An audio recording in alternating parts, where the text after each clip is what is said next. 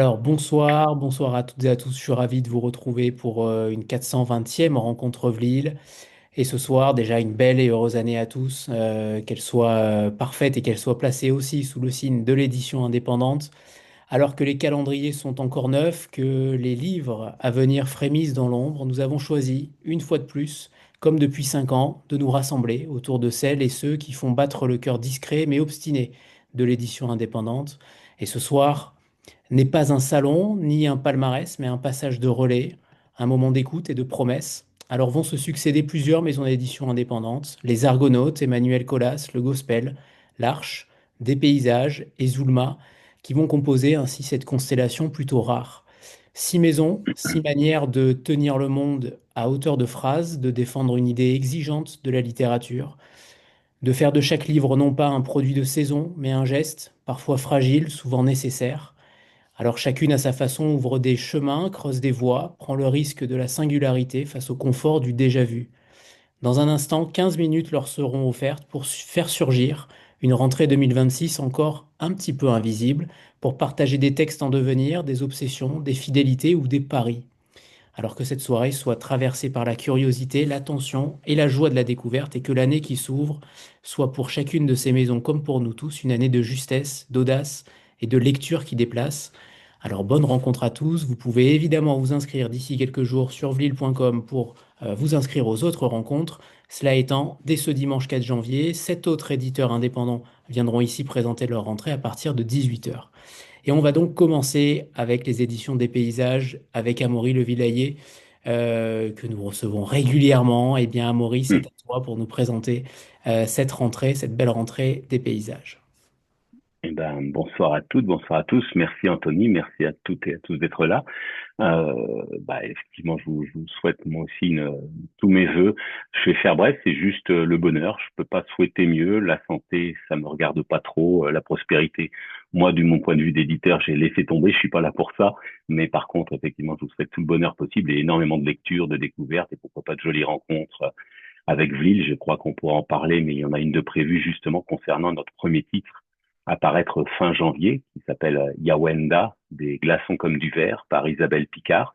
Donc moi, je vais aller assez vite parce que je sais que le temps est compté et nous avons trois titres en fait, janvier, février et mars. Donc je vais aller assez rapidement sur chacun. Donc Yawenda d'Isabelle Picard, qui a obtenu il y a très peu de temps le prix France-Québec 2025. Donc ça nous rappelle quelque chose ici chez Des Paysages, puisque c'est la même chose pour Coucoum.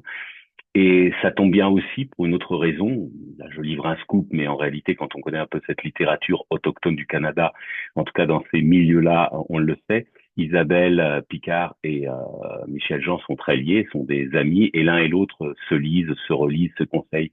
Ce qui fait que ce serait pas étonnant que beaucoup d'entre vous reconnaissent finalement dans l'écriture d'Isabelle une certaine proximité avec celle de Michel. Et c'est vrai qu'on a on a vu des phrases assez simples, une grande douceur, très enveloppant, une volonté plutôt de montrer, de présenter les choses plutôt que d'attaquer frontalement. Et on retrouve ça dans Yawenda, qui en fait nous parle tout simplement c'est une sorte de livres qui auraient pu très bien paraître en septembre dans la mesure où ils cochaient les cases du livre familial. On est entre 56 et 2024 et on suit en fait une famille Wendat que l'État canadien a cherché à disloquer à travers les placements d'enfants.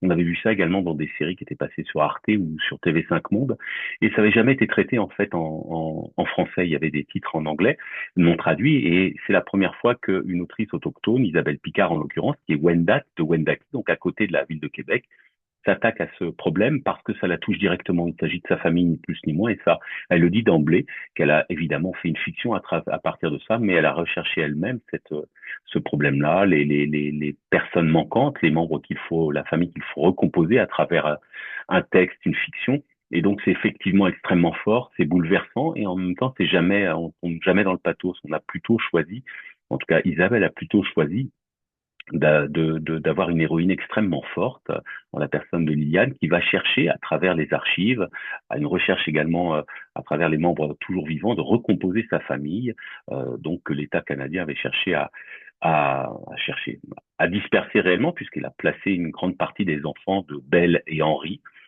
les grands-parents dans différentes familles, sous différents prétextes. Donc ça, je vous laisserai découvrir. Donc le titre à l'origine, c'était Des glaçons comme du verre. Et j'ai proposé aussi à Isabelle d'avoir quelque chose qui pouvait rappeler et mettre en avant, là encore, la langue Wendat. Et c'est ce titre qui a été choisi de Yawenda, qui veut dire plusieurs choses, mais notamment le fait de dire que nous avons une voix, nous portons une voix. Mais il y a en même temps, à l'intérieur de ce mot-là, qui, comme beaucoup dans les langues autochtones, peuvent être polysémiques, il y a aussi l'idée d'une transmission. Donc on trouvait que c'était très approprié pour ce roman qui est basé effectivement sur la roman choral de famille. Donc voilà pour Yawenda qui sort, si mes souvenirs sont exacts, je crois le 23 janvier, c'est ce que j'avais dit, le 23 janvier. Et donc prix France-Québec 2025. Je lui souhaite, moi, de mon point de vue, évidemment, le même succès que Coucoum. Et j'espère que ceux et celles qui ont aimé Coucoum, voilà, sont attentifs à cette sortie. D'autant plus que Isabelle pourra, grâce à ce prix, venir en France dans différentes librairies pour sa tournée. Puis voilà, donc si vous avez des questions, bien sûr. Et Et il puis sera, et février, Isabelle, oui, et Isabelle sera en Rencontre-Lille, donc le 26 janvier c'est ça. prochain. Voilà. Voilà, juste à la sortie. Donc c'est toujours la collection Talisman, mais vous aurez reconnu peut-être à travers la couverture le travail à nouveau d'Olivier Mazoué. Pour février, je crois que je t'avais envoyé également la couverture. On sort un essai qui s'appelle Les Voix d'Enadaï. Moi si tu as bien la couverture. Euh, alors, c'est ça. On est bon.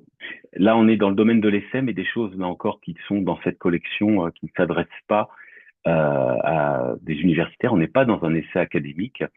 En fait, il s'agit d'un texte qui porte sur quelque chose qui a touché beaucoup d'autochtones et notamment les Inuits.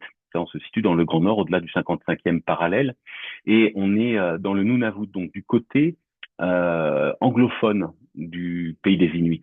Et là, on a en fait une sorte de témoignage à travers deux voix, celle d'un aîné inuit et celle d'un anthropologue, Frédéric Legrand, qui a longtemps travaillé à l'Université Laval à Québec et qui est maintenant à l'Université de Louvain en Belgique. Et tous les deux vont essayer de restituer une histoire, celle des Ayarmit, qui est donc une communauté inuite qui a été déplacée, en fait, dans les années 50 par le gouvernement canadien.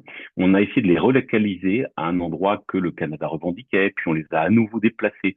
Et en fait, c'est toute l'histoire de ces déplacements forcés, de ce qu'ils ont évidemment entraîné sur les communautés, sur la communauté, sur je veux dire, les acteurs de ces déplacements, de ceux qui les ont subis, mais également, bien sûr, sur les générations suivantes.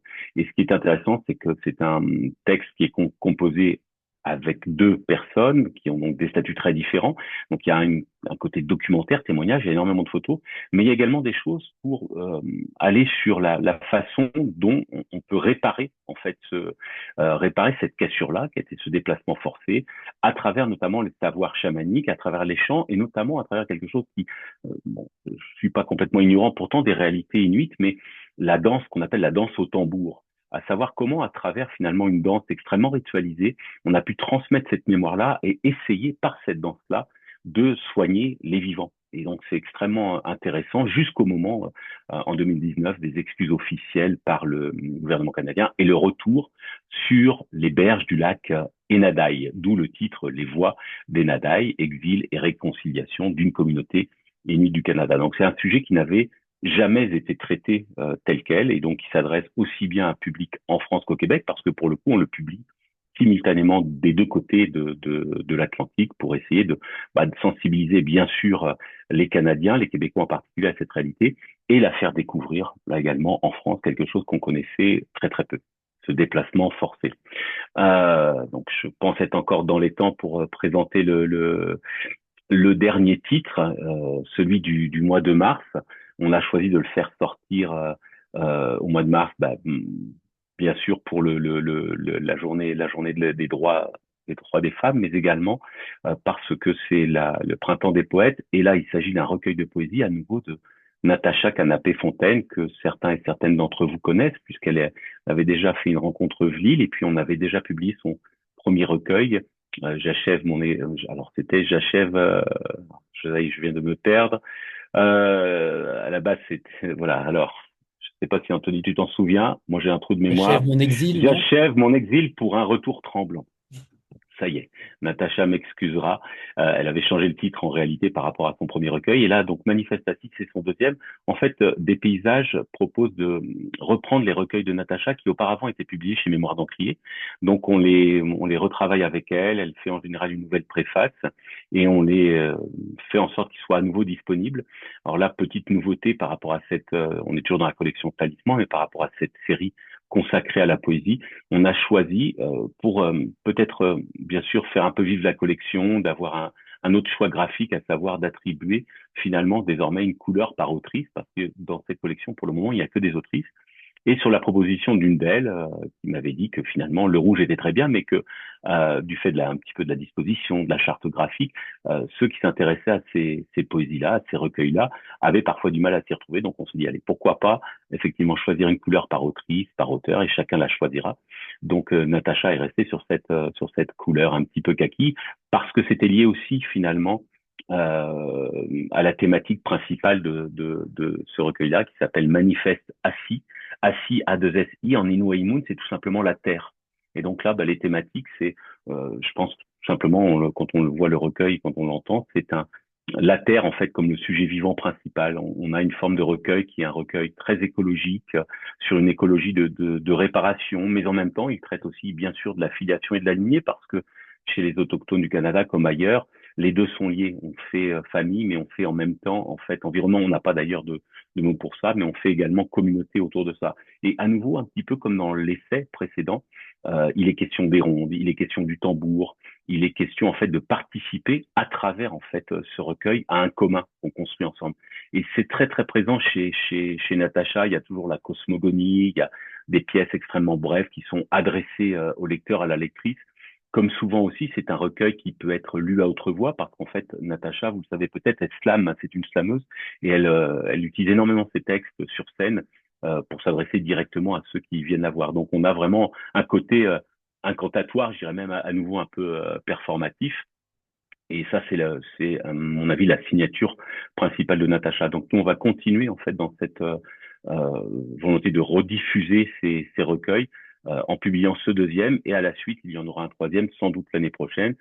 Pour ceux et celles qui la connaissaient, qui s'appelait Bleu et V Abricot, on a conservé le titre et qui est peut-être à titre personnel, moi, le recueil que je préfère. Donc voilà pour les trois titres de la rentrée, donc assez différents, le roman, l'essai et le recueil de poésie. Je suis dans les temps, Anthony, ça va? C'est perfection Essayer d'être absolue, là. rapide. Je sais Impressionnant. qu'il y a du monde, donc il faut se dépêcher. Donc voilà Merci. pour notre rentrée. Merci beaucoup, Amaury. Et donc, on se retrouvera le 26 janvier autour d'Isabelle Picard et de son roman. Ouais, on pourra prendre un peu plus de temps. Je vous souhaite en tout cas une bonne soirée. Merci, merci, Amaury. Eh bien, on va continuer notre premier marathon avec l'Arche éditeur et Claire Stavo. Claire, est-ce que vous êtes là? Il me semble vous avoir vu.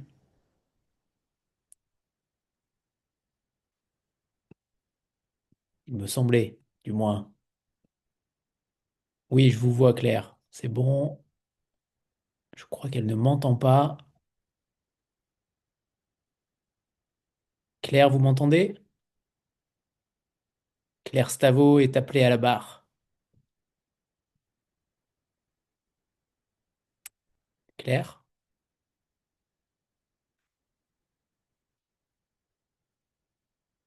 Moi, je vais montrer. Bon, alors on va. Je ne sais pas si Claire m'entend toujours pas. Sinon, on va passer à Emmanuel Colas. Bonjour, Bonjour, Emmanuel.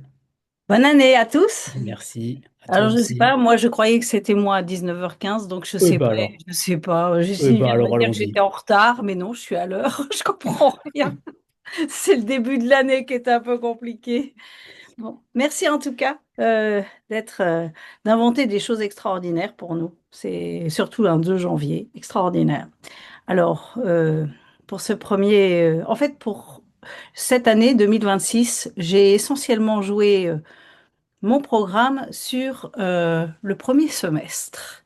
C'est une manière de répondre un peu à tout ce qui se passe en ce moment dans le monde du livre, dans les rentrées, dans tout ça, et de se dire que pourquoi on ne le ferait pas autrement. Alors, je vais vous parler d'abord du livre de janvier, et donc de Bruno Doucet, Où que j'aille, que vous allez recevoir bientôt. Donc, je ne vais pas en dire trop non plus parce que vous avez ce privilège d'entendre Bruno bientôt. Et donc, ce serait dommage que moi, j'en parle trop. C'est le premier roman de notre rentrée de 2026. Je suis très heureuse de commencer ce mois cette nouvelle année avec Bruno, avec un texte qui s'inscrit dans la lignée des textes qu'il a déjà écrits sur Ritsos, puis après avec les Indomptables, et donc Où que j'aille. Nous allons d'ailleurs retrouver certains personnages d'Indomptables ou de son texte sur Ritsos, mais c'est une histoire d'une autre génération, puisqu'il travaille sur plusieurs générations, sur la Grèce et notamment sur la Crète. Vous vous trouvez avec Où que j'aille en Crète pendant la Seconde Guerre mondiale, exactement en 1941. Cinq chapitres, 1941, 42, 43, 44, 45, des chapitres rapides qui vont vous emmener d'ouest en est de la Crète, donc pendant la Seconde Guerre mondiale. Pourquoi 41? Parce que c'est juste le moment de la conquête aéroportée par Hitler sur la Crète. C'est la dernière bataille des Balkans. Et en 41, que se passe-t-il? Eh bien, nous sommes avec Zena. C'est une jeune femme, jeune fille. Elle a tout juste 18 ans. Elle est à Réthymno pour faire ses études. Elle est originaire de l'est de la Crète, d'un village dans les montagnes, et du sud-est de la Crète. Et elle est donc à Réthymno et l'histoire commence avec elle qui comprend très vite au moment de l'expédition du début de la conquête par les nazis de la Crète qu'il ne faut pas rester, elle ne peut pas rentrer chez elle parce que c'est très très loin à pied où il n'y a aucun moyen pour y aller autrement. Et donc elle décide de gagner les montagnes et elle va essayer de rejoindre d'abord un village à Hanoïa, qui est un village qui est connu aussi pour être rebelle, résistant à toute époque en Crète, et rejoindre donc une partie de sa famille, et en se disant bah, qu'elle retournerait plus vite possible chez elle. Mais à Hanoïa, donc elle va donc nous on est dans cette guerre avec les troupes aéroportées qui tombent un peu partout. Elle a gagné la montagne et on gagne la montagne avec elle. Et là, dans cette montagne, elle va retrouver un berger qu'elle connaît parce que lui aussi elle est très littéraire et lui aussi l'était avant quand c'était la paix et ils se parlent et il lui dit écoute, tu vas où? Et elle dit, je rejoins mes cousins, je vais essayer d'aider, mais elle lui dit, mais tu pourrais peut-être gagner la résistance. Tu as une arme particulière, tes jambes. Elle court, elle sait courir. C'est quelqu'un qui a parcouru beaucoup avec son père la montagne et elle peut courir. Et en effet, elle va rejoindre la résistance en devenant agent de liaison à peine 18 ans. Alors, on va suivre Zena. Zena, elle est très jeune, elle se découvre rebelle, alors que c'était pas prévu. Elle va être dans l'action et elle est très entourée. Elle va retrouver un moment sa famille. Une partie de sa famille, d'ailleurs, est entrée aussi en résistance. Et donc, on va la suivre, on va courir avec elle pendant tous ces moments difficiles pendant 4 ans. Et autour d'elle, des personnages extraordinaires qui sont beaucoup des résistants. Et dans un cadre très fort, c'est la montagne aussi. C'est la montagne qui aide aussi à se battre. Et puis, on va retrouver aussi, donc je vous ai dit qu'il y a un cadre historique, eh bien, il y a des personnages qu'on connaît mal de cette période, notamment le commando Schubert, qui est donc le personnage, on l'appelle le Turc, il n'est pas turc, mais c'est quelqu'un qui va être au service des nazis et qui va œuvrer beaucoup dans cette Crète qui est très très connue pour avoir subi la vengeance d'Hitler, puisqu'il y a plus d'une centaine de villages qui ont fait les frais des persécutions de ce commando Schubert. C'est comme si vous aviez plus d'une centaine de villages qui auraient eu le sort d'Oradour-sur-Glane, sur une île qui fait 300 kilomètres de long sur 25 à 40 kilomètres de large. Donc voilà, on se retrouve avec elle. C'est un très très beau livre qui va très vite, qui se lit très vite, qui n'est pas euh, coupé en deux par, je dirais, des regards différents. On est avec elle et on assiste à la transformation d'un personnage. Comment la guerre transforme une vie en destin. Et c'est donc l'histoire de cette jeune fille résistante, rebelle, libre, qui en plus va se trouver elle-même et va comprendre de quelle origine elle est. Parce que en Crète, il y a plein d'histoires, des histoires liées à toutes les occupations, liées à toutes les dominations. Et donc, tout le monde n'a pas tout à fait la même histoire, mais je vous en dis pas plus parce que sinon, je risquerais de gâcher beaucoup de choses de votre plaisir de lecture. Alors, ça, c'est le premier texte que je publie et j'ai choisi de publier pour commencer cette année, qui est un texte fort, très ancré, à la fois dur, mais à la fois qui fait du bien, vous verrez. C'était pour moi important que ça soit un texte qui fait aussi du bien. Et on Euh, recevra Bruno donc le le 8, 8 janvier, pas le juillet, le 8 8 janvier, janvier donc prochain, voilà, c'est jeudi pour ça prochain. que je choisis de vous en parler comme ça, sans aller trop loin, parce que ce sera tellement mieux avec Bruno. Et donc, je ne veux pas vous gâcher ce plaisir-là. Je ne veux pas que vous soyez dans la répétition. Et alors, par ailleurs, en février, il y a un texte qui est quelque part lié aussi aux mêmes thématiques. On est encore dans des terres de résistance. On est encore dans des terres où la liberté est en jeu. Il est important et dans une nature incroyable. Alors, je viens de vous parler de la Crète. En, en février, je publierai un texte qui s'appelle Naguère en Palestine. Ce texte, il a une histoire pour moi, puisque Raja Shehadeh, je l'ai rencontré il y a longtemps. Je l'ai rencontré en 2009 à Jérusalem-Est, dans le off de la Book Fair de Jérusalem. Et j'avais échangé avec lui. Je connaissais bien la Palestine. J'avais beaucoup marché en Palestine, dans les territoires, dans ce qu'on appelle la West Bank. Et j'ai eu envie de le publier. Donc, je l'ai publié chez Galahad, ce texte. Il est totalement épuisé. Et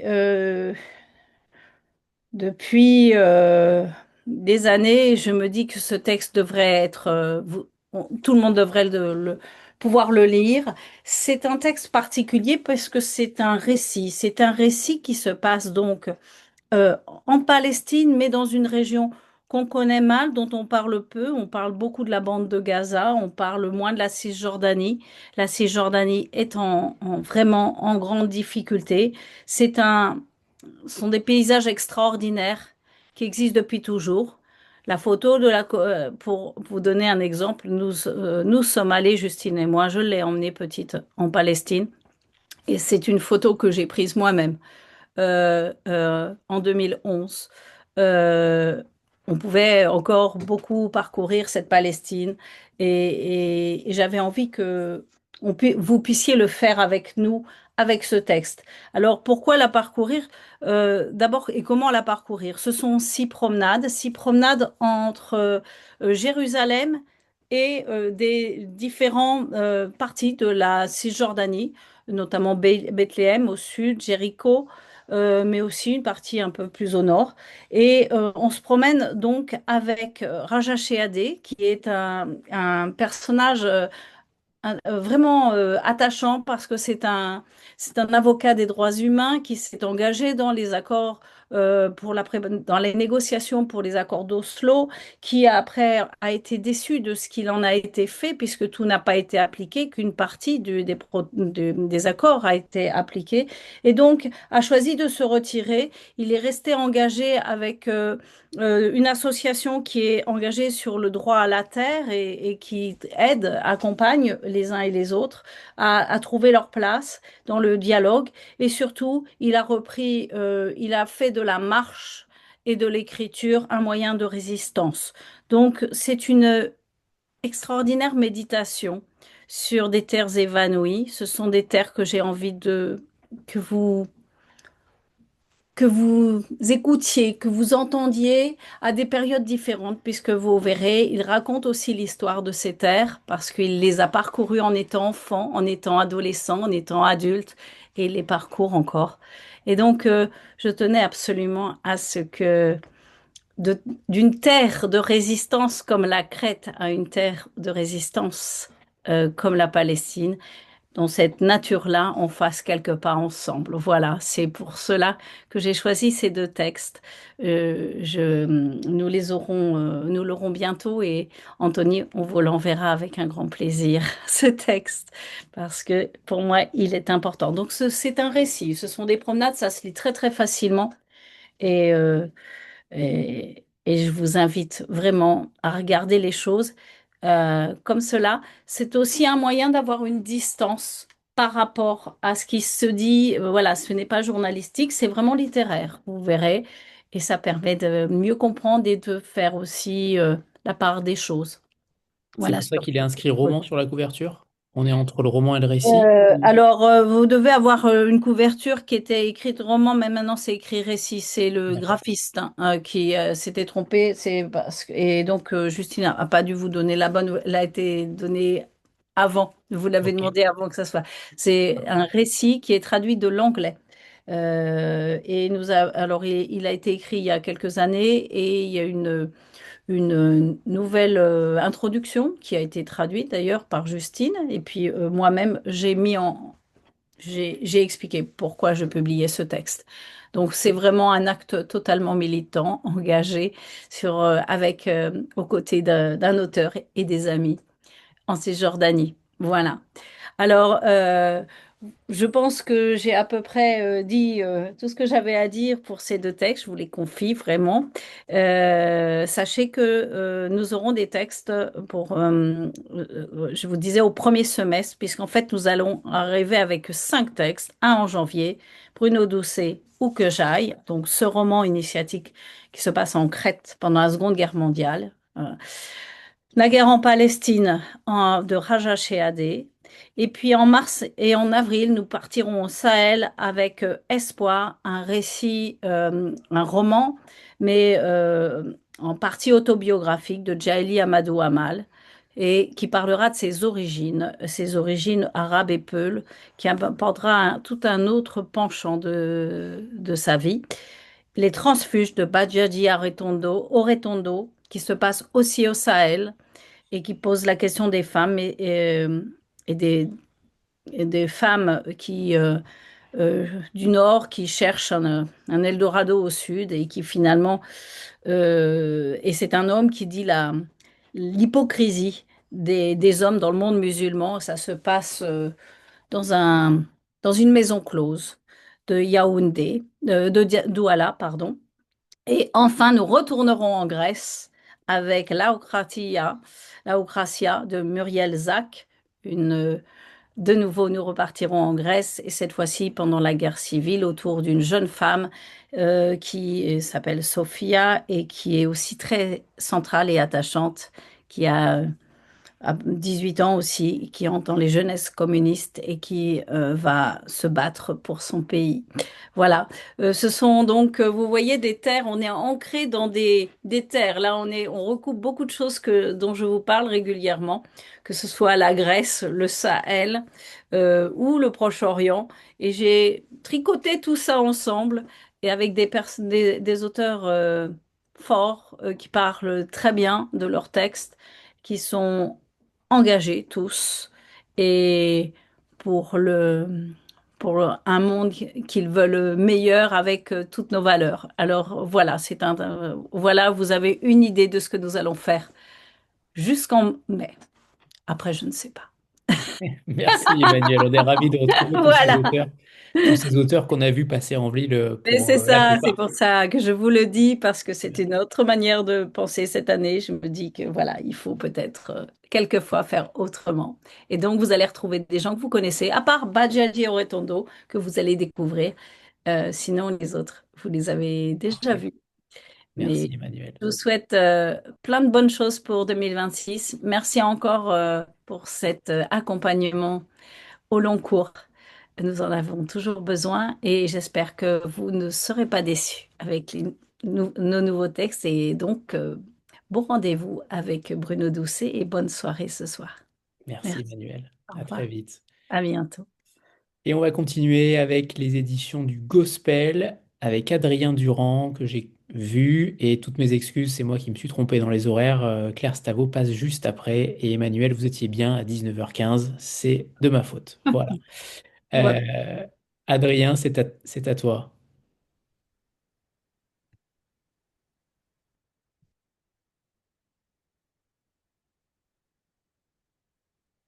Adrien, ouais, je te vois. Il faut juste activer le micro et c'est bon. Yes. Est-ce que vous m'entendez là? C'est bon, parfait. Est-ce que tu pourrais juste tourner l'écran comme ça on te voit en entier et ce serait nickel. Voilà, super. C'est pas un- Allez, c'est parti pour les éditions du Gospel. Oui, bah, bonsoir à tous et à toutes. Bah, merci pour l'invitation. C'est toujours la première chose que je fais à la fin de mes vacances. Maintenant, ça fait 2 ans, je crois. Donc voilà. Donc le Gospel, maison d'édition dont on va attaquer la quatrième année cette année, mais la troisième année pleine. Donc on est toujours sur des titres à la fois de littérature traduite plutôt du côté du roman et des textes français qui vont être plutôt du côté d'un format hybride entre récit, non-fiction, chronique culturelle, essai culturel. Donc c'est plutôt dans cette case-là qu'on va attaquer janvier. Donc le premier titre qui sortira fin janvier s'appelle Le meilleur café d'Amérique. Donc c'est un ouvrage qui a été écrit par un journaliste plutôt du côté musique qui s'appelle François Moreau-Martinez, qui est critique rock aux Inrecuptibles depuis un moment. C'est là que je l'ai connu parce que j'ai longtemps écrit pour les Inrock avec lui. Et en fait, on parlait depuis un moment de l'envie de faire un texte un peu différent sur notre obsession pour l'Amérique qui commençait les années passant à nous poser question. Pourquoi est-ce que on avait toujours envie de s'intéresser à la culture américaine alors que des fois politique. Et pourquoi, comme lui me le disait très bien, à chaque fois qu'il allait pour des voyages presse ou qu'il allait pour des voyages personnels aux États-Unis,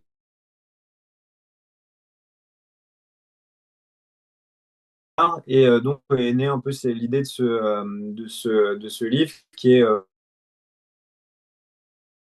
qui s'emboîtent un peu les unes dans les autres. Alors c'est un format que j'aime bien, que vous avez peut-être déjà vu si vous avez lu Autodafé, Comment les livres ont gâché ma vie, qu'on avait sorti l'année dernière avec le Gospel.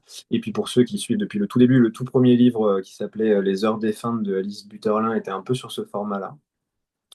Donc l'idée là, c'est vraiment d'être entre un récit de voyage et une forme de déconstruction un peu de la fascination qu'on peut avoir pour la culture américaine. Donc François va parler à la fois de ses voyages en tant qu'étudiant, en tant que journaliste rock. On va aller à Los Angeles, à la Nouvelle-Orléans, dans des lieux à New York, dans des lieux un peu iconiques qui vont rappeler un peu tout ce que on a pu appeler la contre-culture au XXe siècle. C'est aussi une façon de se poser la question, de se dire qu'est-ce qui est devenu cette fameuse contre-culture, où est-ce qu'on en est au XXIe siècle avec tout ce qu'on sait sur les évolutions culturelles, sociétales. Donc c'était une façon aussi de renouer un peu avec toute une génération d'auteurs qui étaient plutôt des auteurs des années 60-70, qui faisaient ce qu'on appelait du journalisme littéraire ou du nouveau journalisme. Donc de John Didion, qui est un peu une référence évidente du texte, de Tom Wolfe, de Hunter Thompson, mais avec une façon un peu remise au goût du jour, avec un certain humour, avec une façon d'écrire qui est vraiment entre sorte de journalisme de l'intime et puis un côté assez littéraire, littérature contre-culturelle. Donc c'est un texte qui correspond bien à ce que j'aime proposer avec le gospel. Donc voilà, donc on croise aussi des personnages d'époques différentes. On croise, on croise Justin Bieber, Peter Fonda. Il y a vraiment des interviews de personnages un peu connus comme ça qui va croiser. Donc c'est vraiment cette tradition du récit de voyage un peu littéraire, mais avec avec cette ambition de se poser un peu la culture. Voilà, donc c'est vraiment des chroniques qui se lisent assez facilement, qui s'emboîtent les unes dans les autres, comme je disais tout à l'heure, avec une sorte de point d'orgue du récit, qui est un texte autour de ce fameux meilleur café d'Amérique, puisque si vous êtes déjà allé aux États-Unis, dans tous les cafés où vous rentrez, ils vantent le fait qu'ils servent le meilleur café d'Amérique dans tous les cafés du pays. Et donc c'était une façon un peu de se pencher là-dessus. Voilà, donc ça c'est pour janvier, c'est le 23 janvier. Et ensuite, on a un deuxième titre, je crois. Donc là, c'est un roman anglais qui s'appelle Le pain et le poison. Et donc là, c'est un peu différent des textes qu'on a déjà proposés avec le gospel. On est sur des choses quand même en général assez contemporaines. Donc là, c'est un texte contemporain, un roman contemporain, mais qui s'inspire d'un fait divers historique. Donc vous avez peut-être déjà entendu parler. C'est l'histoire du pain maudit de Pont-Saint-Esprit. Donc je suis presque sûr qu'il y a une affaire sensible sur le sujet. En tout cas, c'est un petit village français. Tout le village va être mourir empoisonné. Et donc, tous les regards vont se tourner vers le boulanger, qui était un peu la star du village, qui faisait un pain très réputé. Et la police enquête et a l'impression que c'est le boulanger qui a empoisonné tout le village. Donc, l'autrice qui est anglaise, qui s'appelle Sophie McIntosh, donc c'est le troisième roman, mais le premier traduit, a construit une sorte de thriller. Alors, c'est vrai que ça navigue entre différents genres. Donc, ça, c'est un peu la marque de fabrique aussi du gospel, d'avoir des livres un peu hybrides entre plusieurs esthétiques. Donc là, on est à la fois dans un roman noir, un thriller atmosphérique, une sorte de récit historique. Donc, c'est assez intéressant parce que elle va poser un regard en tant qu'anglaise sur un village français d'après-guerre. Donc, ça crée une sorte de peut-être pas déformation, mais en tout cas de quelque chose de assez à distance. Et donc dans ce roman, on va suivre la assez assez forte entre la femme de ce fameux boulanger. Donc elle a repris ce personnage, donc un boulanger qui façonne le pain parfait jusqu'à l'obsession, au point de délaisser sa femme. Et puis un jour dans ce petit village arrive un ambassadeur donc, qui vient d'un pays étranger, avec une femme, son épouse, qui est très belle et qui va attiser toutes les convoitises de la petite communauté, notamment des femmes. Et donc, cette femme de l'ambassadeur, deux personnages a priori aux antipodes socialement et culturellement, vont développer une sorte de relation d'emprise, d'envoûtement même, avec en arrière-plan et cette montée de l'inquiétude autour de choses de plus en plus étranges. Donc là, il y a quelque chose qui va être plus de l'ordre du conte gothique. On va assister à des animaux qui sont massacrés, des enfants qui ont des comportements très bizarres, jusqu'à ce fameux empoisonnement.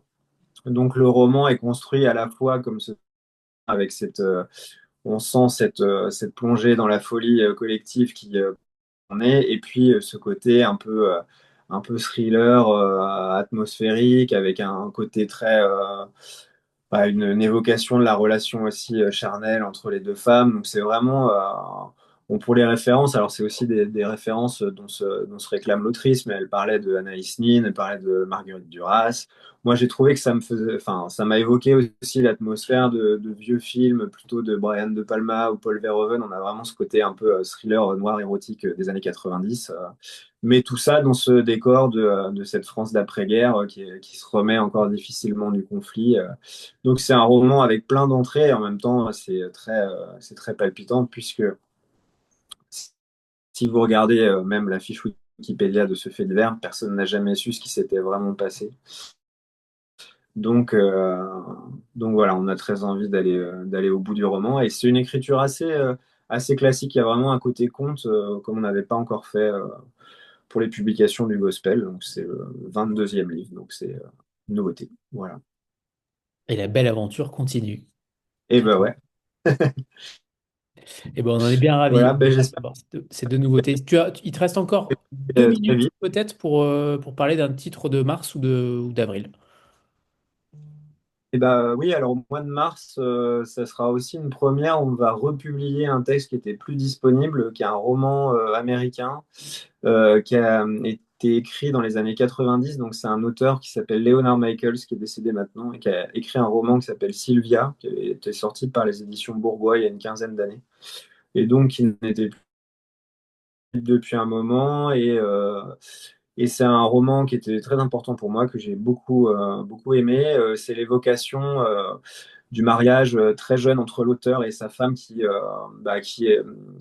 souffre d'une bipolarité non diagnostiquée dans le New York un peu bohème des années 60. Donc à la fois, c'est cette histoire de cet apprenti écrivain qui est complètement obsédé par l'acte d'écrire, et puis sa femme qui est aussi artiste et intellectuelle et qui sombre dans la maladie mentale et qui a beaucoup de mal à attirer l'attention de son mari. Donc c'est vraiment cette relation très compliquée jusqu'au drame, puisque le roman commence, on apprend que sa jeune femme s'est suicidée. Et donc c'est vraiment une sorte de récit qui à la fois qui regarde, puisque ça a été écrit 30 ans après les faits, qui regarde aussi avec du recul ce que pouvait être le milieu artiste et bohème, et puis ce que pouvait être la place aussi d'une femme qui souffrait de cette bipolarité sans pouvoir être prise en charge. Voilà, c'est un très très beau texte qui, à l'époque de sa sortie, avait quand même fait un peu de bruit, et voilà, que je suis très content de reproposer. Donc c'est une traduction qui est un peu révisée, et le livre sortira en mars. Donc voilà. Parfait. Et Le Pain et le Poison sort le 20 février, alors que Le Meilleur Café d'Amérique le 23 janvier. Voilà, Voilà, confirme. C'est bon. Les dates sont bonnes. c'est ça. Super. Eh bien, Ouais, merci tout à beaucoup. fait. Merci beaucoup, Adrien. Merci. Et longue vie au Bah, gospel. euh, ouais, merci. À bientôt. À bientôt. Et on va passer la quatrième maison d'édition. C'est donc l'Arche éditeur avec Claire Stavo. Claire, est-ce que vous nous entendez? Très bien. Eh bien, c'est Et vous? parfait. Très bien. C'est bon. Parfait, Parfait. Claire. C'est à vous. Merci. Merci Anthony. Merci pour cette nouvelle invitation.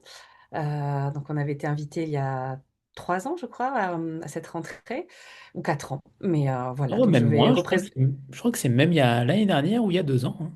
Alors plutôt il y a 2 ans 2 ans, je peut-être. crois. Ouais, Ouais, 2 ans. peut-être. Ouais, ouais. Mais le temps passe si vite. Donc l'Arche, c'est une maison que j'ai reprise il y a 10 ans.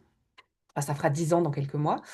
Mais qui a été créée dans l'immédiate après-guerre, enfin Deuxième Guerre mondiale. Donc elle a 75 ans, la maison, elle est assez âgée, dirons-nous. Mais ce qui signifie qu'elle a voilà, un gros catalogue, un grand répertoire théâtral, puisque pour celles et ceux qui connaissent un peu l'Arche, elle est souvent connue pour ses noms en théâtre, noms d'autrices et d'auteurs, et pour son catalogue dramatique qui est qui concerne à la fois des auteurisses classiques et aussi plus contemporaines.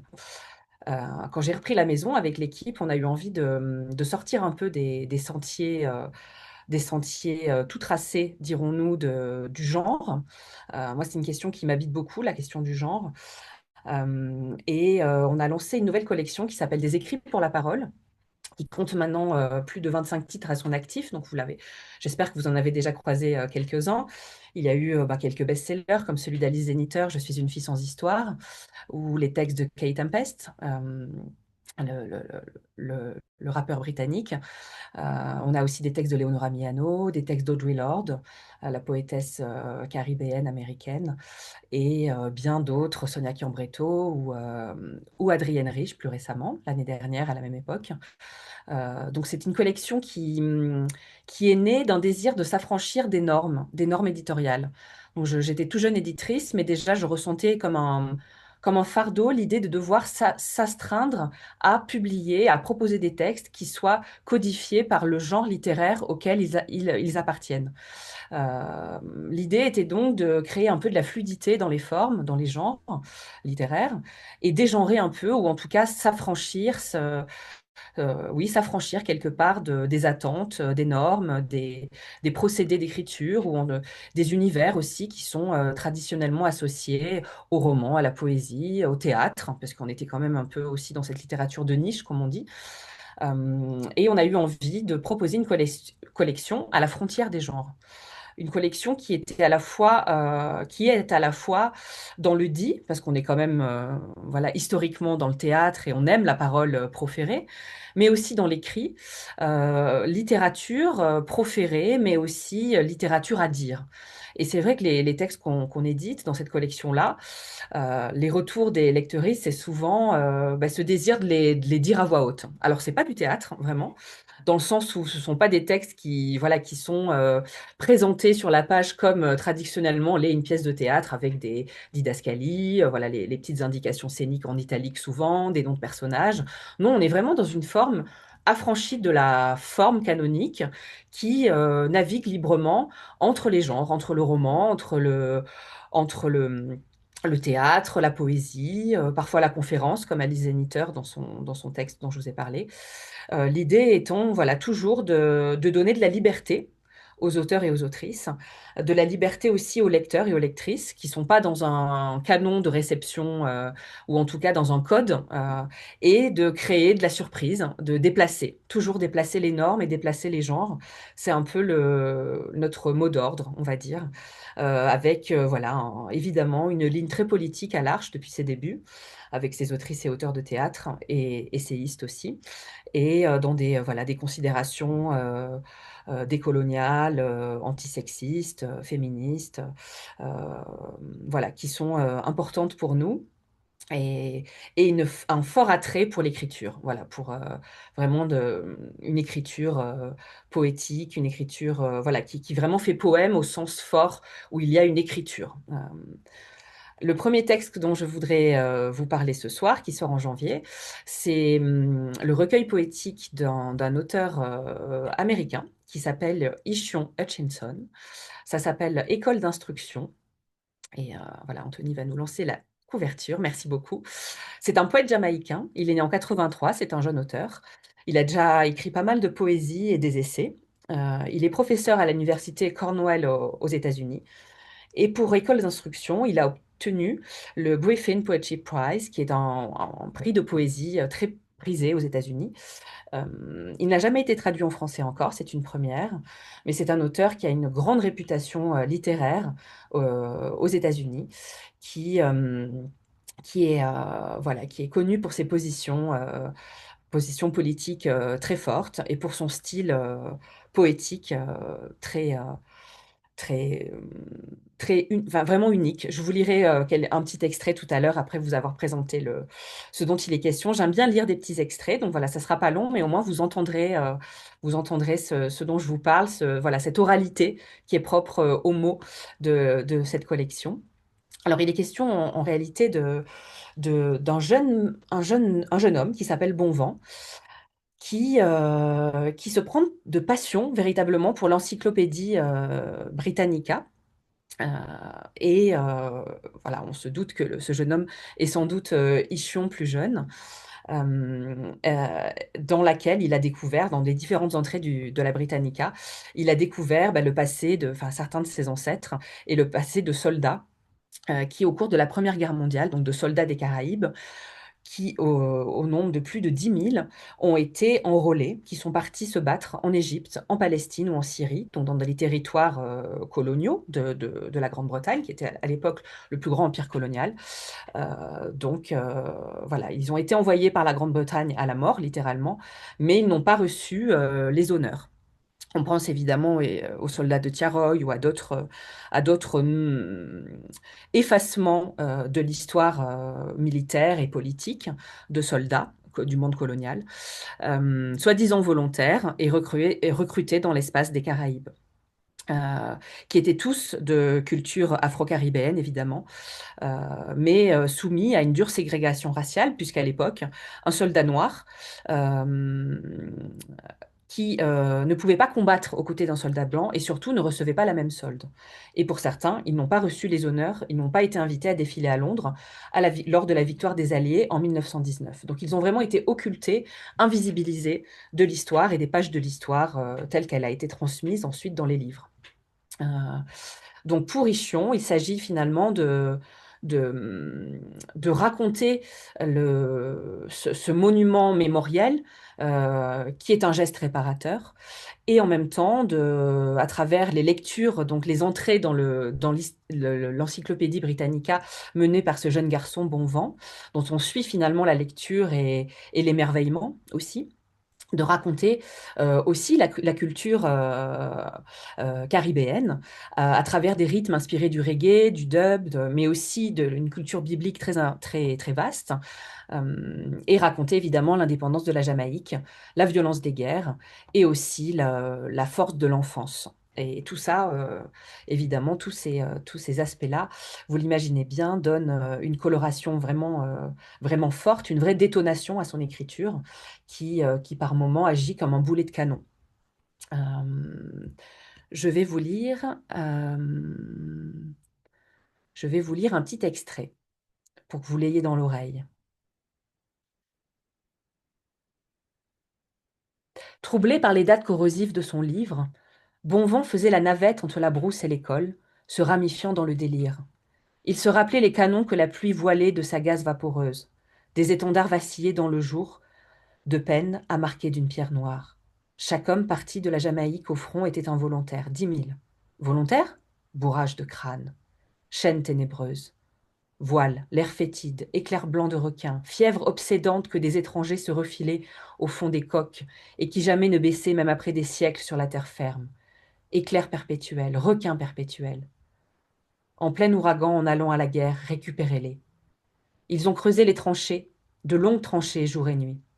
Boue gelée, boue tas de fumier, boue impériale, boue vénérienne, boue de malaria, boue pour appâter les barbares allemands, boue d'accouplement, boue de 1655, boue du Golgotha, boue d'engelure, boue de Caliban, boue de cannibale, boue de ha, boue d'amnésie, boue de drapétomanie, boue de poux, boue de pyrexie, boue d'explosion, boue d'aphasie, boue de no man's land de personne et de tout le monde.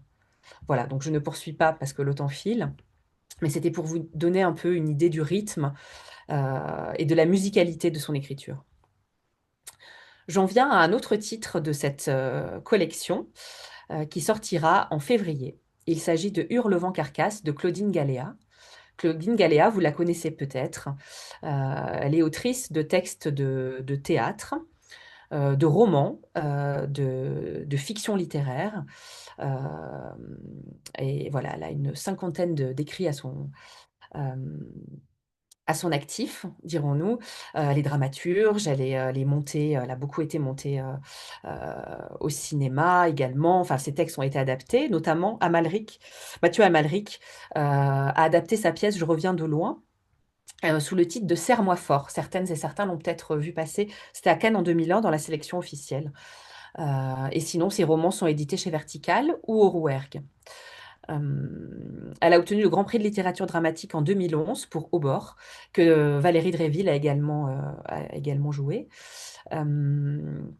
Et là, il s'agit d'un texte un peu à part dans sa bibliographie, je dirais, dans le sens où c'est un texte entre l'hommage et l'irrévérence.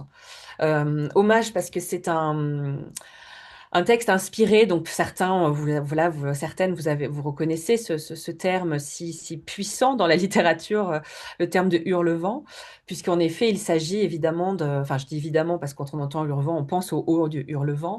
Donc ce roman sur la passion amoureuse, la vengeance et la folie, c'est vraiment un roman qui a fait date, qui est considéré comme un chef-d'œuvre de la littérature britannique au 19e. Vraiment un ouvrage majeur du romantisme européen, qui avait été écrit sous pseudonyme masculin, ça c'est pas forcément connu. Et, euh, et Claudine Galéa est obsédée réellement par ce roman, comme beaucoup de lecteurs, lectrices, mais aussi d'auteurs et d'autrices. Et elle livre avec Hurlevent Carcasse sa version de Hurlevent, un récit choral qui va venir amplifier par sa choralité justement et la mise en présence d'autres voix que celles présentes dans le roman, voilà, amplifier les résonances du roman d'Émilie Brontë. Euh, donc voilà, écrit par une femme, ce qui à l'époque était pas commun, et par une femme qui est devenue une grande figure de la littérature européenne. Et donc on pourrait dire que dans Hurlevent Carcasse, il y a évidemment les voix des protagonistes des Halles Hurlevent d'Émilie Brontë. Il y a Cathy et Heathcliff, l'enfant bohémien que son père achète à Liverpool. Donc c'est une histoire évidemment de passion, toujours débordante, mais aussi d'interdit. Une histoire de mépris de classe, puisque évidemment, je dis évidemment parce que pour l'époque, dans l'Angleterre victorienne de l'époque, il était évidemment honteux de s'éprendre d'une personne qui n'est pas de sa classe et de haine de soi qui en découle. Mais aussi, c'est un roman très colonialiste, et ça, ce n'est pas forcément su. Euh, et dans sa version à elle, Claudine Galéa vient faire parler aussi la lande, la rumeur. Elle vient faire parler Émilie Brontë. Elle parle elle-même comme autrice. Elle dit: Je m'appelle Émilie Brontë, je suis la fille de la lande et du vent. Je n'ai pas l'âme d'une trembleuse dans ce monde agité de tempêtes. Il faut aimer à l'excès, c'est la vie, toute la vie. Toi, dans la société victorienne, colonialiste, en pleine expansion capitaliste, tu crées une héroïne radicale, a weird girl, ni sexy, ni aimable, autoritaire, dominante, violente, intelligente, engagée, passionnée, addictive, sans entrave. Une fille qui rencontre un garçon, un paria, un nasty boy, que l'injustice a rendu féroce. Tu écris une prise de pouvoir, une mise à mort, une histoire sadique. Et on adore, depuis 4 siècles, on adore. Brutalité, intensité, insoumission, amoralité, jouissance, folie, mort. Tu inventes un mot, Wuthering, un duo queer. Tu allumes une torche. Tu écris un grand texte malade. Un grand texte malade survit à tout. L'écriture, ce qui reste du corps. Une fois qu'on a enlevé les bons morceaux, reste la carcasse, l'ossature des choses. Voilà pour Claudine Galéa, qui a été déjà repérée par les libraires. On a vraiment une mise en place très très belle, et elle est invitée dans pas mal de festivals, la Comédie du Livre à Montpellier et aussi le Marathon des mots. Voilà pour les premiers festivals littéraires qui l'ont invitée, et ça va continuer parce que en plus elle dit très bien ses textes et vraiment elle est habituée à la scène et à la profération. Donc je pense que vous aurez l'occasion de l'entendre en librairie, je l'espère, ou dans les festivals. Hélas, quand on lit, le temps passe et je vois qu'il est déjà 20 heures. Donc, je vous dirais, est-ce que j'ai droit à une petite minute supplémentaire, Anthony? Oui. Oui, bien sûr, bien sûr. Alors, je vais simplement vous dire que l'Arche continue évidemment à publier du théâtre, parce qu'on a prévu pour le mois de février également un texte, qui est un texte canonique de la littérature européenne, une retraduction par Thibaut Croisy de La Maison de Bernarda Alba, qui est un classique vraiment voilà, de la littérature dramatique. C'est un texte qui est donc une retraduction. Elle était déjà dans le catalogue de l'Arche, La Maison de Bernard d'Alba, dans une autre traduction. Et là, c'est Thibaut Croisy, pardon, qui nous propose une retraduction avec Lauré Braguier, car Thibaut va également la monter. Et elle va être montée voilà, elle va tourner dans pas mal de CDN, dans beaucoup de villes, et vous aurez peut-être l'occasion d'aller la découvrir.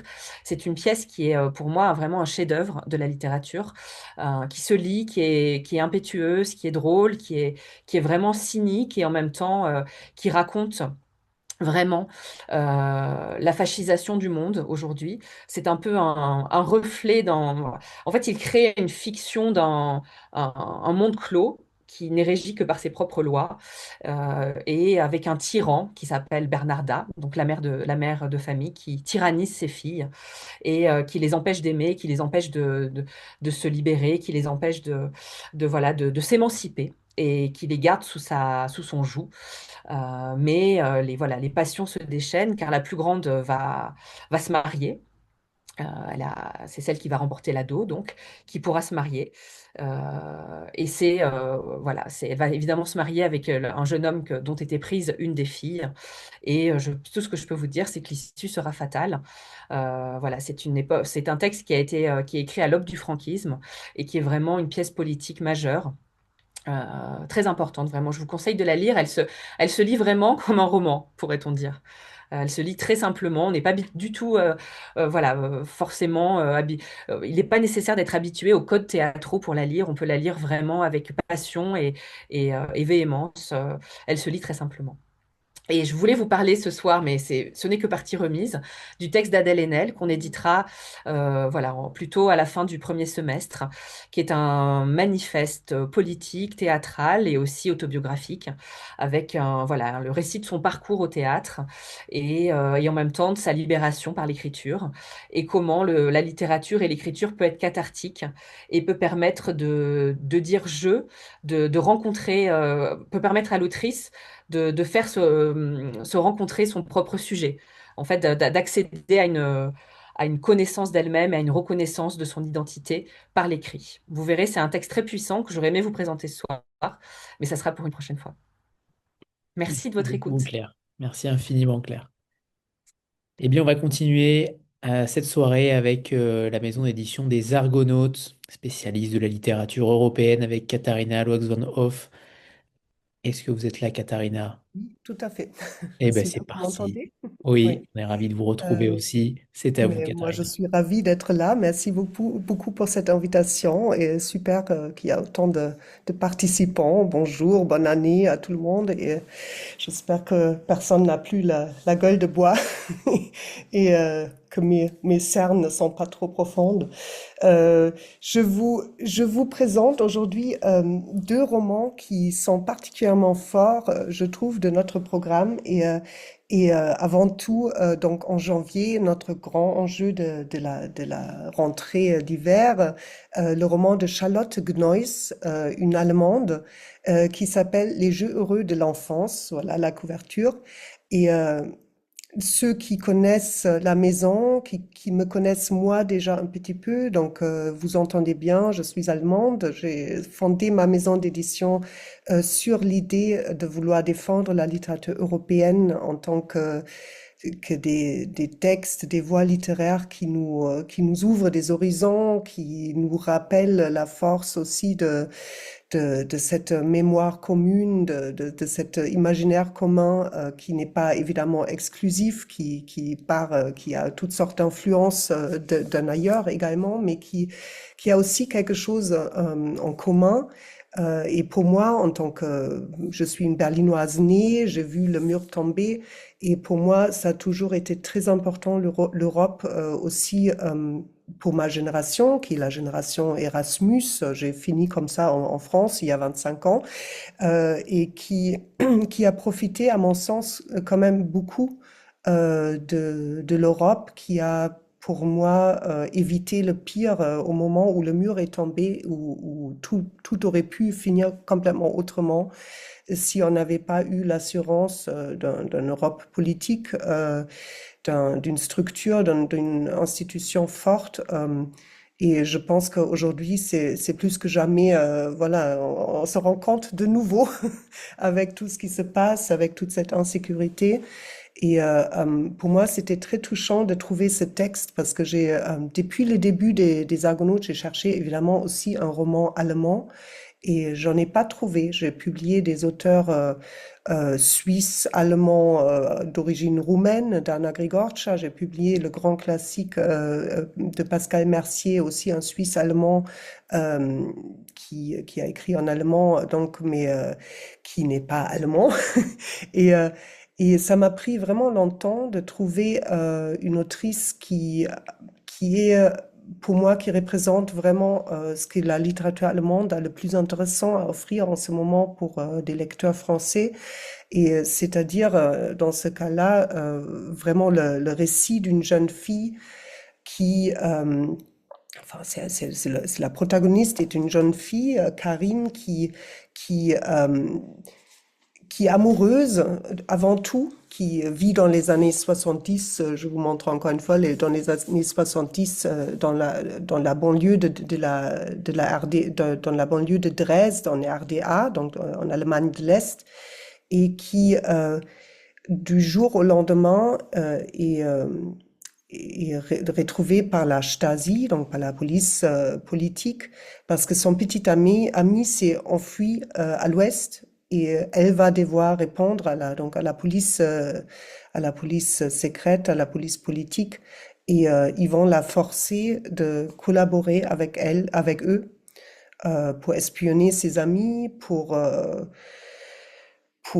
parler de son petit ami, pour dire ce qu'il en est, pourquoi il a fui, comment il a fui, enfin, toutes ces choses que la police secrète veut absolument savoir. Elle ne sait pas s'il a survécu la fuite.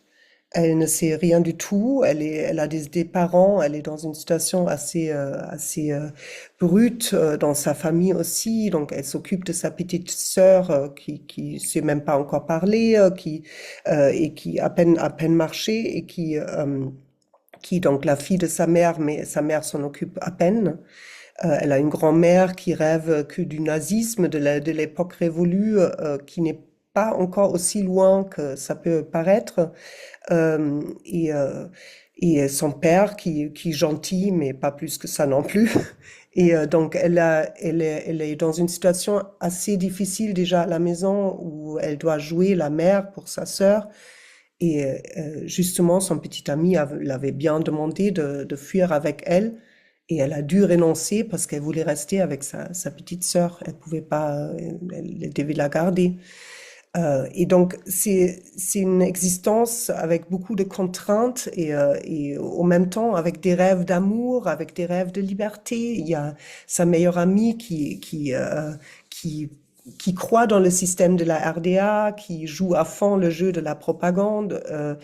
Et là, voilà les agents de la police secrète qui vont s'acharner sur elle et qui vont la menacer à la fois physiquement, parce qu'ils ils la mettent en prison pendant une nuit pour la questionner. Ils la traitent avec respect, mais quand même, ils lui font voir ce que c'est le prison, une fille de 16 ans. Et à la fois avec une manipulation énorme qui consiste à lui dire qu'elle est hyper maligne, qu'elle est intelligente, qu'elle est très utile à la police secrète. Et c'est tellement dégoûtant quand on lit ça et tellement vrai aussi. Ça rappelle une Allemande comme moi. Moi, je viens de l'Ouest. J'ai jamais vécu ça, mais je connais bien. J'étais beaucoup à l'Est et j'avais beaucoup d'amis à l'Est et on connaît bien ça, on se rappelle tout de suite. C'est écrit avec une authenticité et une force vraiment très impressionnante. Et peut-être moi aussi, je vais vous lire un petit passage. C'est donc, elle se rappelle comment son petit ami lui a déjà dit qu'il n'était pas content. Donc, sans qu'elle savait qu'il allait s'enfuir. Il avait dit qu'il ne supportait plus cet endroit. C'était dans la forêt et au printemps.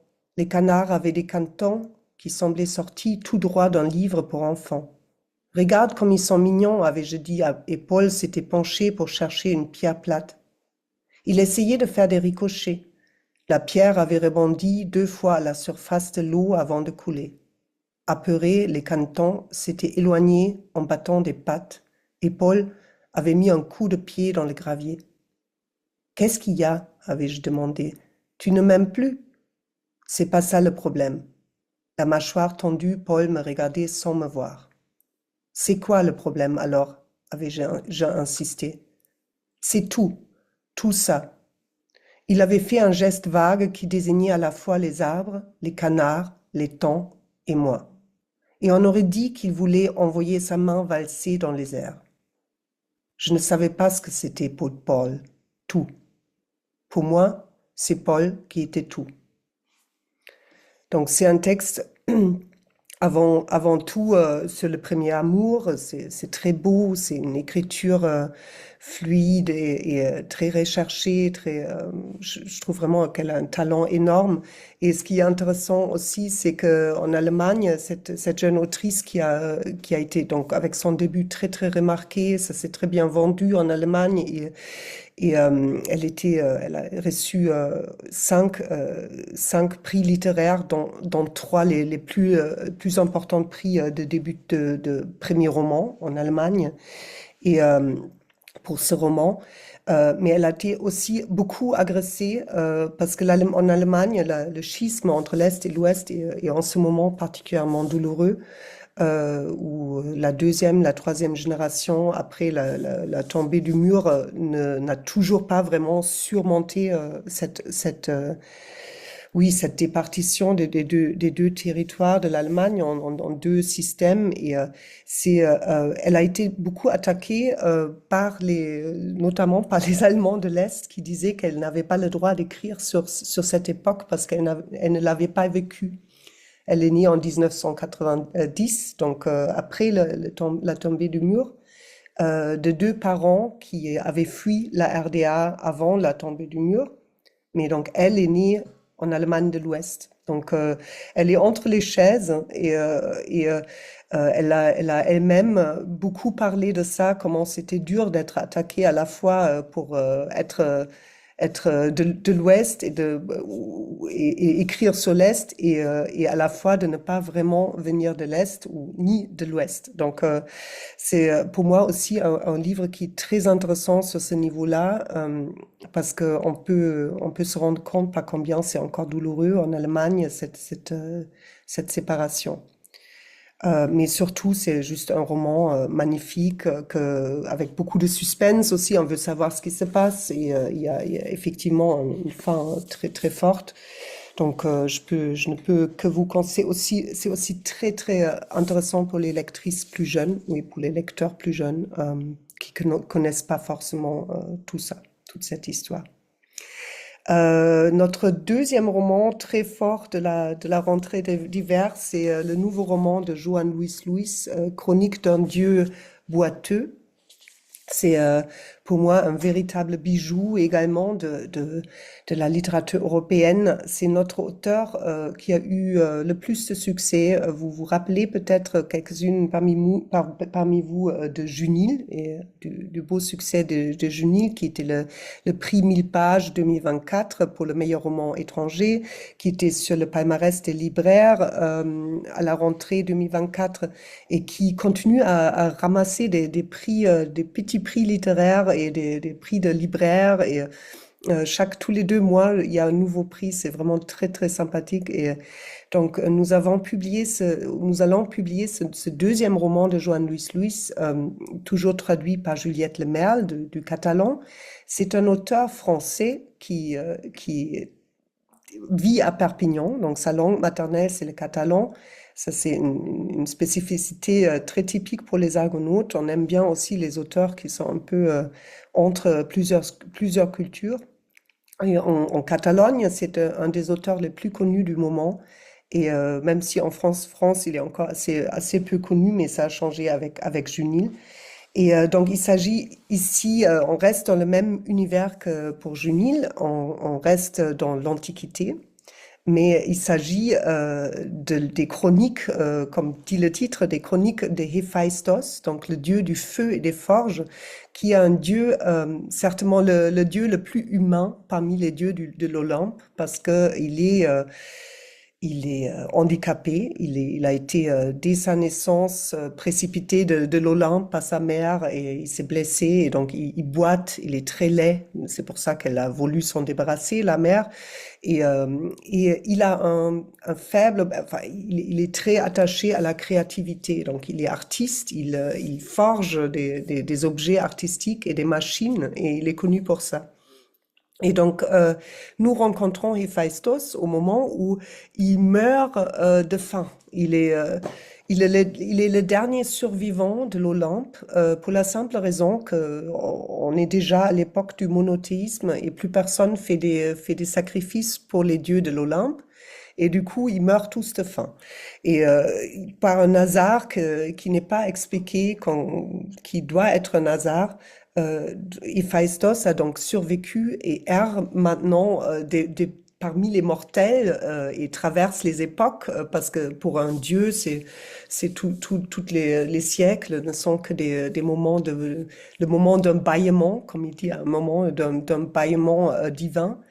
Et il doit donc se débrouiller avec les mortels.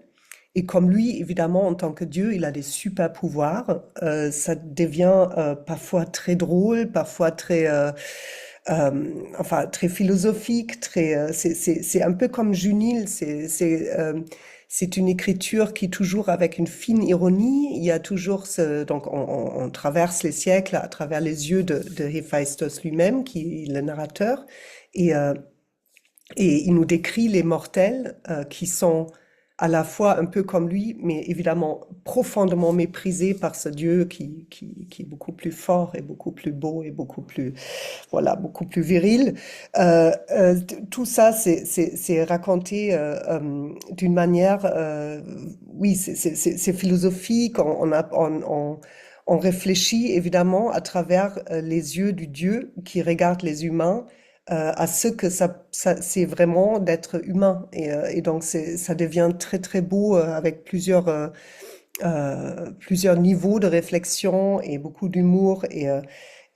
Voilà, moi, par exemple, quand il traverse l'Inquisition, il va évidemment ne pas hésiter à se venger contre les représentants du monothéisme qui lui ont tout gâché. Et, euh, et bien se venger sur un inquisiteur horrible. Et c'est voilà, c'est une traversée de l'histoire humaine à travers les yeux d'un dieu, et c'est vraiment magnifique. Donc, je suis très contente de publier ce deuxième roman de Joan Luis Luis. Je ne sais pas si j'ai encore une seconde pour parler de Pajtim Statovci, ou Allez, juste pour allons-y. l'annoncer. Oui, oui, Ok. Katharina. Donc, Pajtim Statovci, là, j'ai pas la couverture, ce n'est pas encore imprimé, ça paraîtra le 20 mars, donc c'est encore long. C'est notre auteur star finlandais qui nous livre de nouveau vraiment, c'est d'une beauté, mais aussi d'une noirceur tellement terrible. Ça s'appelle L'heure de la vache. Et voilà, la couverture. C'est donc un roman qui est tellement noir qu'il n'est vraiment pas pour les jeunes, en différence avec les deux autres titres.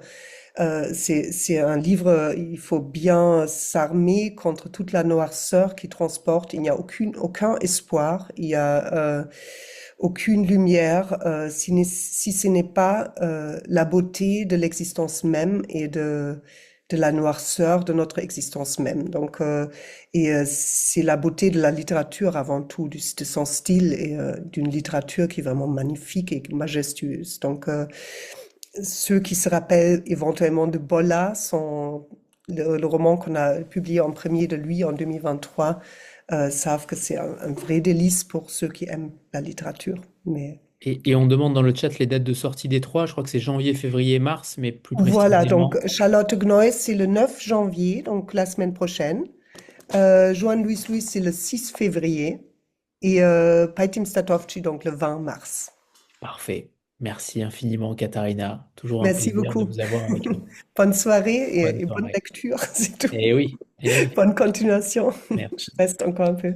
Et on va terminer cette soirée-là, cette première soirée de la rentrée littéraire 2026, avec les éditions Zulma, avec Laure Leroy. Est-ce que vous êtes là, Laure?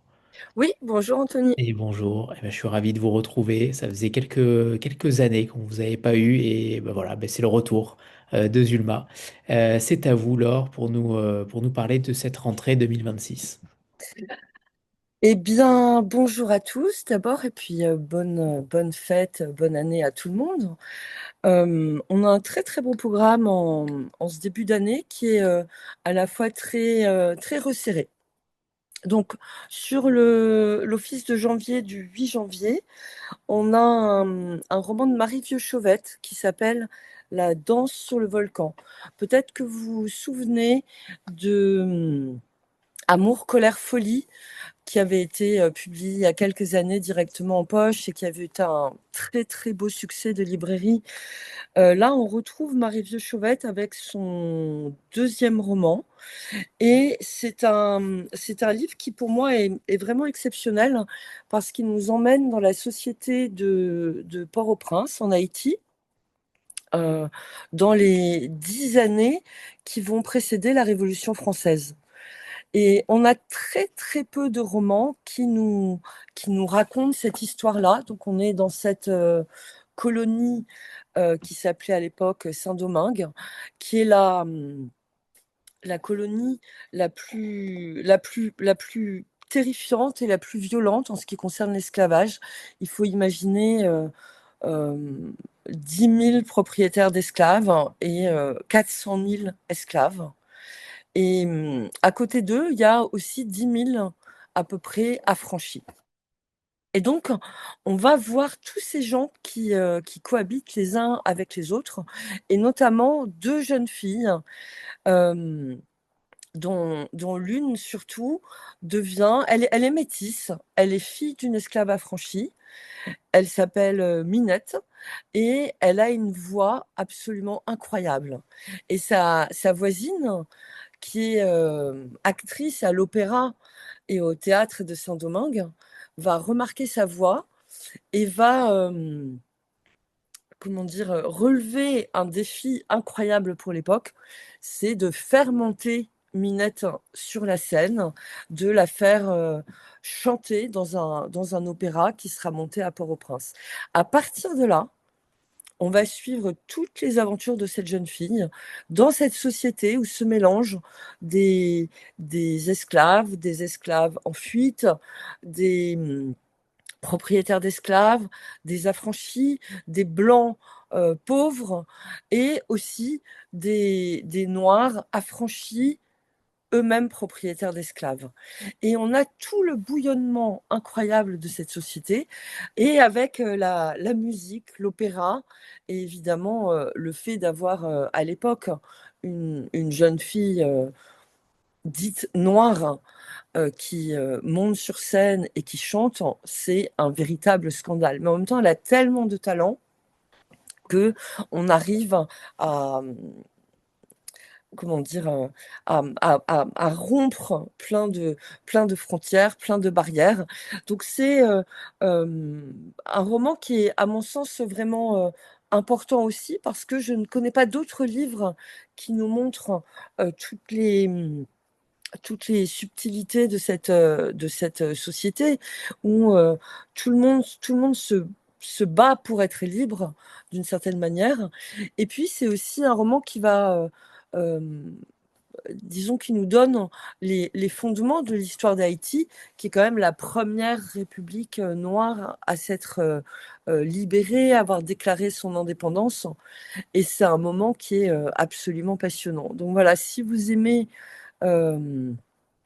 un grand roman d'amour, un grand roman d'aventure, un grand roman historique et un très beau roman sur la musique, et puis le style incomparable de Marie-Vieux Chauvette. Vous savez, dans la littérature haïtienne du XXe siècle, il y a quelques grandes figures. Il y a évidemment, comment s'appelle-t-il? Oups là! Bref, gouverneur de la Rosée, il y a Jacques-Stéphane Alexis également, et puis il y a une femme, et cette femme, c'est Marie-Vieux Chauvette. Elle a une histoire qui est assez incroyable, qu'on avait beaucoup racontée au moment de la publication de Amour, colère, folie. Amour, colère, folie, c'est son premier livre publié. C'est pas son premier livre publié, mais c'est le premier livre vraiment marquant. Et il a été, marrainé par Simone de Beauvoir, qui l'a recommandé à Gallimard, Gaston Gallimard à l'époque, pour qu'il soit publié dans la maison. Et le livre a été publié en 68, et il a été immédiatement interdit par la famille de Marie-Vieux Chauvette elle-même. Et Marie-Vieux Chauvette est morte 4 ans plus tard. Et à partir de là, son œuvre a commencé à circuler sous le manteau. et c'est devenu une véritable icône des études francophones et une romancière qu'on commence à redécouvrir en France aujourd'hui. Donc La danse sur volcan de Marie Vieux-Chauvet, c'est vraiment une grande, grande dame de la littérature et un magnifique roman. Je vois des messages qui apparaissent à moitié parce que mon écran est un peu caché par je ne sais quoi. Évidemment, la grande dame contemporaine aujourd'hui, c'est Yannick Lahens. Et Yannick Lahens est une grande admiratrice, évidemment, de Marie Vieux-Chauvet. Alors, en février, je vous propose une nouvelle autrice islandaise qui rejoint le catalogue, qui est traduite par Jean-Christophe Salin. Il s'agit donc des Enfants de la forêt aux rennes. Alors, je suis ravie que cette nouvelle voix rejoigne le catalogue. Et quand j'en parlais avec Odurava Ólafsdóttir, ce qui était vraiment chouette, c'est que Odur a tout de suite dit waouh, c'est génial, quelle grande romancière, je suis vraiment ravie qu'elle nous rejoigne chez Zulma. Alors, c'est une fable anti-militariste où on va voir cohabiter un jeune soldat qui voudrait ne plus faire la guerre et devenir fermier, et une petite fille qui vit dans cette ferme. Et donc, ils sont tous les deux au fin fond de nulle part à essayer de repousser loin d'eux, hors de la ferme, la guerre qui se passe partout ailleurs. Mais évidemment, c'est pas si facile que ça de reporter la guerre quand on vit en plein milieu. Mais malgré tout, ils y arrivent à peu près. Mais voilà, je veux pas spoiler le roman et vous en raconter trop. C'est une fable au sens où les, les deux personnages on n'est pas dans la réalité, on n'est pas dans le réalisme. Et ça nous fait aussi des scènes très, très drôles, glaçantes, grinçantes. On ne sait pas très bien, c'est toujours cette espèce d'humour islandais un petit peu étrange. Mais en tout cas, si vous voulez un vrai bon gros dépaysement, dans un monde qui pourrait être proche de celui de Zazie dans le métro ou parfois d'Alice au pays des merveilles, je vous recommande vraiment Les Enfants de la forêt aux rennes.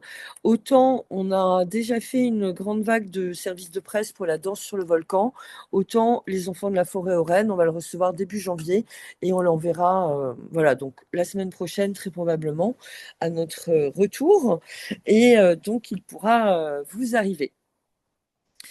Je ne voudrais pas ne pas mentionner un titre qui sort en poche en février également, qui est Le jardin au bord de la mer de Mercé Rodoreda.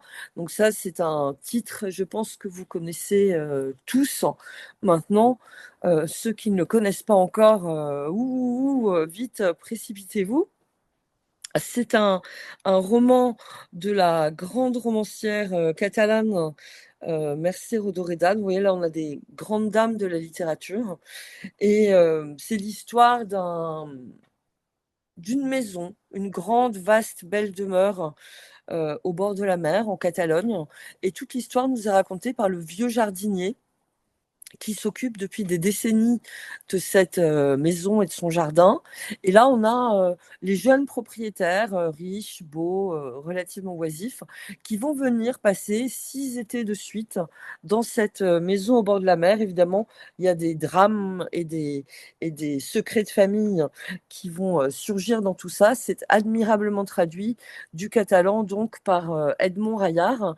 Et c'est un titre qui était qu'on a sorti en début d'année dernière, qui a vraiment très très bien marché et qui était indisponible pour Noël à notre grand dame.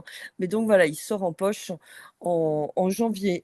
Et ça m'amène à vous dire peut-être 2 mots du titre qui paraîtra en mars, qui est également un roman de Mercé Rodoreda, qui s'appelle Rue des Camélias, qui est traduit également par Edmond Rayard. dans une nouvelle traduction cette fois-ci, et qui nous permettra de suivre et de poursuivre l'œuvre et la découverte de l'œuvre de Merci Rodoreda. Voilà, c'est à peu près tout ce que je voulais vous raconter. Donc, peu de livres, mais des livres à la fois puissants, importants, réjouissants, haletants, page-turner, enfin voilà, tout ce qu'on attend d'un bon livre, vous le trouverez dans nos 3 ou 4 romans de cet hiver. Merci beaucoup, Laure. Merci à Merci. vous tous. Et donc, on se retrouve tous dimanche, puisqu'évidemment la liste va s'agrandir dimanche avec d'autres maisons d'édition, en l'occurrence les éditions Bruno Doucet, Philippe Ray, Atelier Henri Dougier, La Contralée, Le Sonneur, Bouclard et les Monts Métallifères. Si vous n'êtes pas encore inscrit, c'est le moment.